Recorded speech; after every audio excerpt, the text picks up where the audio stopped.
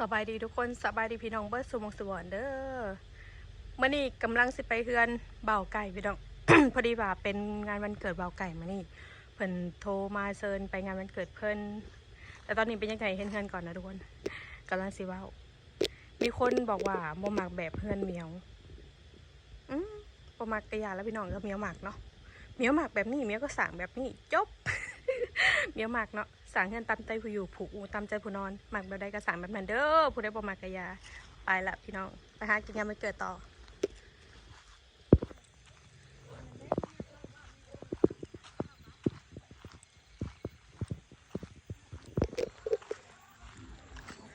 กำลังมาหอเทือนเบาไก่พี่น้องโอ้มีโต๊ะน้ำมีตังมีโต๊ะ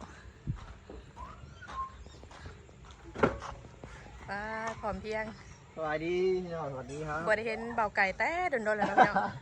แต่บุญถัดผลเห็นกันคันสุดท้ายจอยปะฮะจอยปะคันชื่อว่าจ่อยกะหุ่นดีซะ หุ่นดีอะซะอันนี้อะไรเบียร์โอ้เบียร์มาใหม่เบียร์สูตรใหม่เบียร์สูตรบักนาว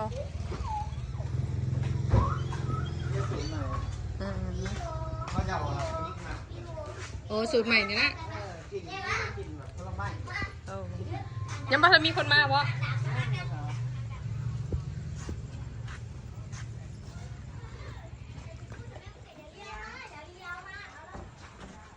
ผู้สาวก็บอกสบายดีนะเป็นเมียเขาแหละบ่ยังว่าเราผู้สาวโบเมนนะว่าเราผู้สาวโบเมนมาสำหรับเมียเขาอย่างเดียวแล้วเฮ้ยสบายดีเลยสบายดีจุจ้ากันจุจ้าเลยจุจ้า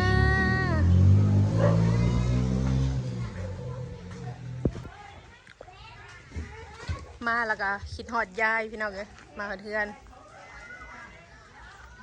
น้องทรายมันมาติดโซลาเซลล์ใส่คิดหอดยายเมื่อคืนนี่ก็ฟันเห็นเอิญกินเขานะเมื่อคืนนี่ฟันมายายเอิญกินเขานะฟันมายายเอิญกินเขาเมื่อคืนนี่ยายท้าว่าโบคือบอกมานอนเฮือนยายว่ะมาเฮือนเก่าพี่น้องเอ้ยเดี๋ยวคิดหอดยายเดี๋ยวบัดนี้บ่มีคนอยู่คนเศร้าหกและแห้งหกกว่าเก่าอันนี้เขารหัสตัวละมักเบิงน้องทรายมาติดโซลาเซลล์ใส่สวัสดีเสด็จแม่โบมันได้ลูกได้เมียแล้วมันก็อยู่น้ำลูกน้ำเมียมันพูดแล้วยายเอ้ยไปถามหายามเขามีเงินมีคำต่างตนต่างโตได้พูดแล้วเขาก็สิมาอยู่มาตักมาเศร้าฟันเมื่อคืนฟันมาแล้วนางนี้นี่อีเมลแล้วนางหนีนางเนี่ยเราไปที่นี่นะเราเอิญกินเขา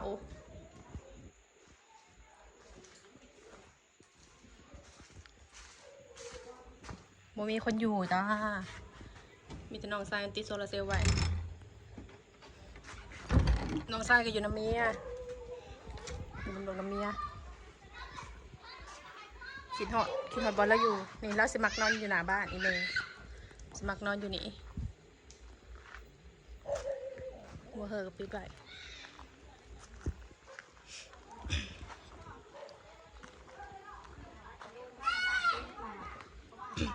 ตอนนี้มา หอเทือนเบาไก่ถ่ายส้มบรรยากาศไปก่อนนะพี่น้องด้วยตอนนี้คนวันมา10 ทุ่มสบายดีน้องแซมมี่แสงมันหย่อนทั้งพี่เอาน้องแซมมี่ลูกเบาไก่ลูกคนสาวคนโกคนโตคนโกคนข้าวเป็นสาวแล้วจะได้ผัวแล้วขับลูกคู่เจ้าผัวเลยว่างานดองแซมมี่แล้ววันนี้ได้ดีเด้อพี่น้องมาแต่เบิ่งบ้านแล้วก็หอไปเ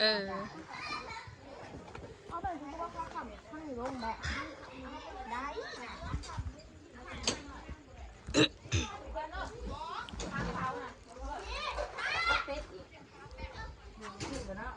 เป็นอกไก่อะไรอยู่บนนี้น่ะยังคือมาเปิดก่อนโมแล้วเค้กสัมผัสอันสบายดีน้องเขามาตั้งไว้อะไรกระหยางมันมี2ก้อนไม่ได้เบาโตโต้เบาออโต้สบายดีลูกสบายดีลูกสบายดีไหมลูกเอ้ยออโต้สบายดีสบายดีนัง ไปดีนี่ยกมือดี ยกมือแล้วค่ะตอนยกมือห่วงเค้กห่วงเค้ก อะไร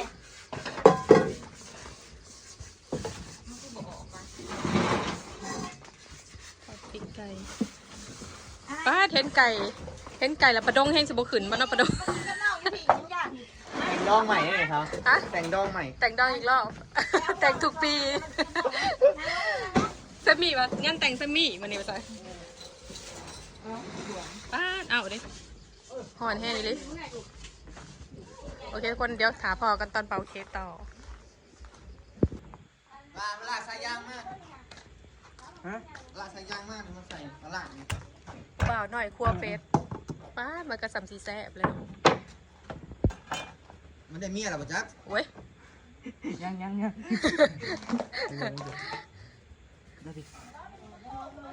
เอาส้มคือได้ลูกจะได้เป็นเคยอะไร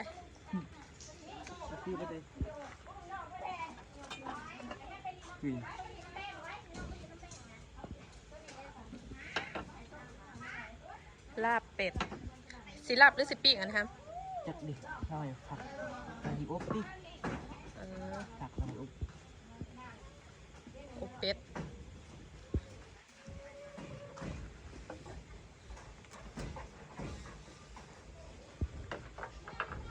มันมีพัดลมบ่ลูกเอาพัดลมมาเปิดให้เขาเจ้าห่อนตับแตกดิ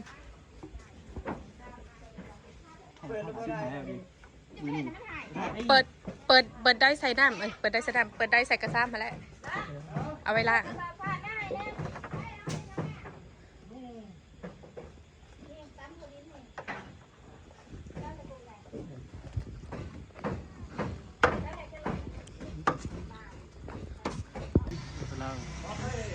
มาเจอสาวจอยพี่น้องตอนนี้สาวจอยบอสบายพี่น้อง สบายจ้า เป็นหนิวมาไคลัง แม่มีคลัม เป็นหนิวมาไคลัง คลัม เส้นกัปตันดีออโต้จัดให้สุดสาย เสียงเพลงสีดังนะพี่น้องเด้อสาวจอยบอสบายพี่น้องเอ้ย สบาย แม่เป็นห เส้ นิ น วมาไค กัป ลัง ตันดีอ คุณ อ แม่ก็ โต้ มากับแฟ จัด น ให้ ได้ สุ มา ด ได้ สาย โอ้ยพร้อมหน้าเพียงตา ความหนาเพียงตากันเด้อมาดีเด้อโอ้โดย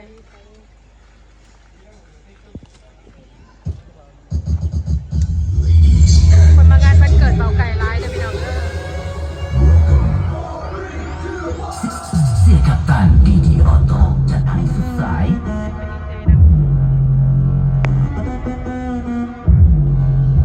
这代居然这代上路。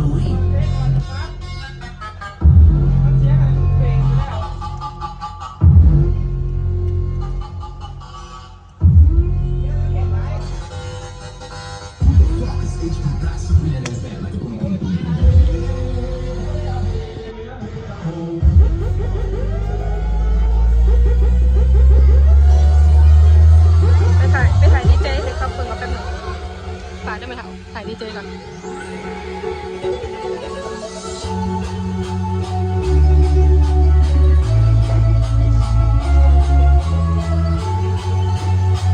这代居然这代上路。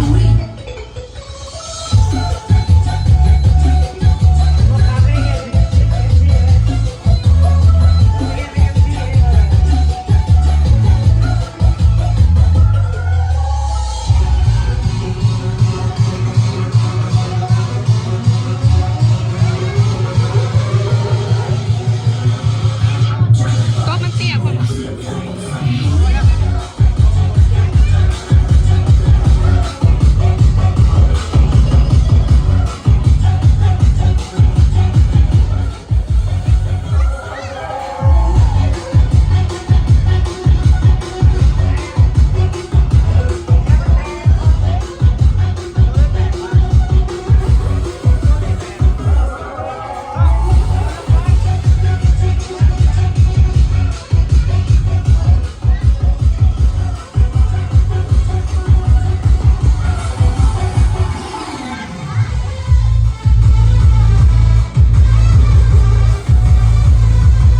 พอดีเนาะวันนี้เป็นมือวันที่หนึ่งเนาะไผก็จะได้วันที่หนึ่งเนาะก็เป็นรางวัลอีกที่หนึ่งหรือว่าเป็นมือจบมืองามเนาะเอาเชิญทั้งน้องดาวเรืองด้วยกันน้องไก่เฮาเอาเค้กมาพี่เลยเค้กกูเป็นอยู่พุ่นเลย คนหลาย เอาทักซองมานั่งอยู่พี่เนาะเอาเกียมจะบอกเพลงอันนั้นเนาะเกียมเพลงเด้อทางดีเจเฮาเพลงวันเกิดเนาะ มีผ้าขาวก็ Happy birthday to you ฮันนี่ Happy birthday to ถือว่าเป่าเค้กแล้วก็จะได้ผูกแขนเนาะเพื่อเป็นสิริมงคลอย่างนั้นก็ถือว่าเสริมประทานแขกทุกภาคส่วนรวมประกอบสามัคคีมาแล้วความมนต์ซื่นนี่มันไปน้ำหลังเนาะ มื้อนี้อาจจะว่าอยู่แล้วแต่บ่ให้เต็มร้อยเด้อ50%เนาะเอาเซินเกียมน้องไก่เข้ามาพี่เกียมทั้งพ่อแม่ดิเอาทั้งพ่อแม่ก็มาตุ้มรุมพี่ถ้าแม่เตียนพอกี่พ้นกับมือข้างพี่ลูกเต้าอยู่ทั้งที่ถึกแล้วพ่อแม่อยู่ทั้งเหนือให้แม่ยุกพ่อแม่กับลูกยุกสูงเนาะแม่ก็พอเอาพอกี่พ้นมาทั้งพี่เด้อ เดี๋ยวผู้สาวทางใดว่า พอกี่พ้นมาทั้งพี่ลูกสาวกับลูกไผ่มาพี่เอาคือว่าเกียมแล้วพระเก่าพระน้ำเขาเนาะ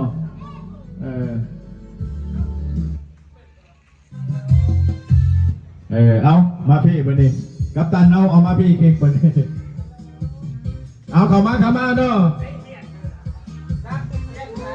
เอามานะแม่เจ้าของ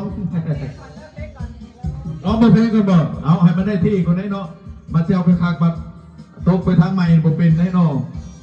มาเจ้ากันครับพี่น้องชะ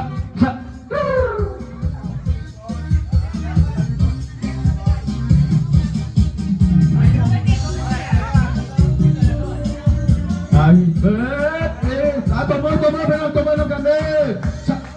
เอาไปจบเลยยังเงี้ยเลยยังอยู่เลยจะเป่าได้เอาวันนี้ที่ว่าสุขสันต์วันเกิดทางน้องไก่น้อเป็นลูกใต้หัวแก้วหัวแหวนของแม่เตียงทองสวัสดิ์และกับพ่อกิพลทองสวัสดิ์น้อสุขีน้อ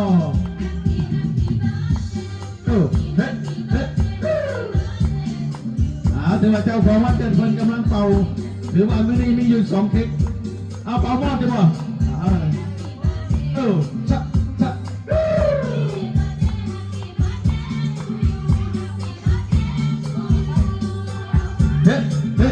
ถือว่าทางเจ้าวันที่1ก็ถือว่าเป็นมื้อวันเกิดของเท้าไก่ทองสวัสดิ์นอกมื้อนี้ก็ถือว่ามีญาติพี่น้องทุกภาคส่วนก็ถือว่ามาเป็นสักขีพยานนอกภายหลังที่ว่าได้เป่าเค้กแล้วนอกก็มีฟ้าเก่าน้อยก็คือฟ้าขวัญนอกก็ถือว่ามีอาหารหวานจานข้าวมีขนมนมเลยมีน้ำนอกถือว่าให้ยิ้มเต็มนอกก็ถือว่าจะได้บอกกับทางเต่าทางแก่นอกน้ำพาเว้านอกถือว่าหนึ่งในวันเกิดของทางน้องเฮาก็ถือว่าจะได้ทำนาภาษีเพื่อเป็นสักขีพยานให้อยู่ดีมีแห่งความเจ็บจะสุไรความไข่จะสุมีพร้อมโดยครอบครัวกินเงินในเงินทองปรารถนาสิ่งใดก็ขอให้ได้สิ่งนั้นสมความมุ่งมั่นปรารถนาให้มีแต่อัญญวันโนสุขังพลังมันเยินสา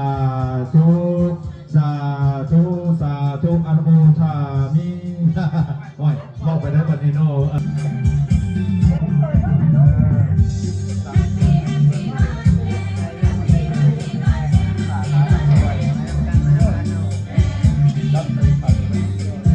เอาคือบ่มีเขากับไข่ใส่น้ำหรือว่าเขาใส่น้ำกินเข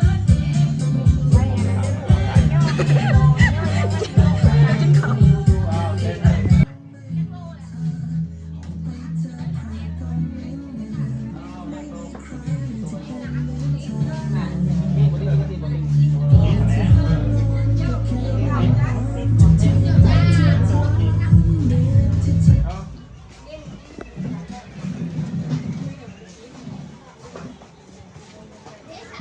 ไปพวกท่านได้ผูกกับมา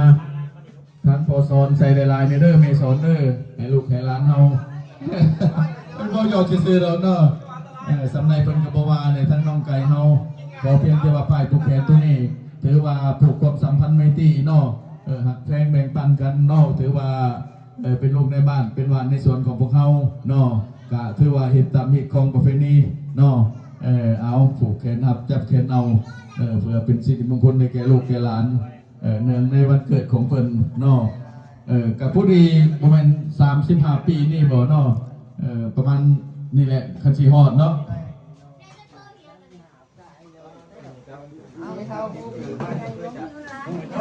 จะทำอะไรวะอยู่กับดีใจหน่อยไม่อยู่เนาะการเมืองโอ้ยว่าโอ้ยโอ้ยเกินเขาได้มีน้องคนวันไหนอยู่ดีใจแล้วแหมตัดต่อโอ้ย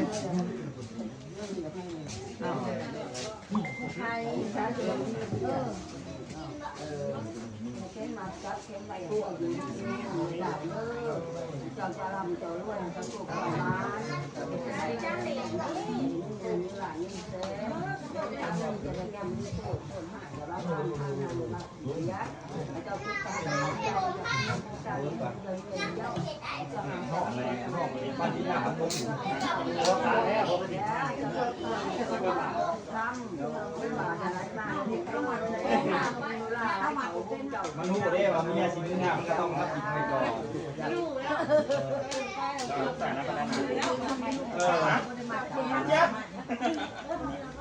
ไว้พรหน่อยพี่เลยมึงจะไล่เวทมนต์ไปยังไงกันไว้พรมักกะว่ามึงฟังจมูกเลือดเอง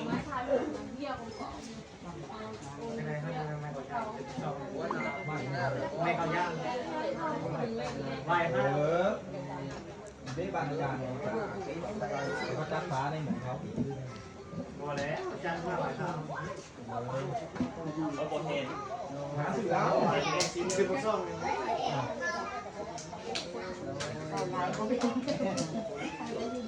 ใจเนาะเจ๊ขันบอกคำในห้องแล้วก็เอาเรื่องอื่นนะยังไม่มีเจ๊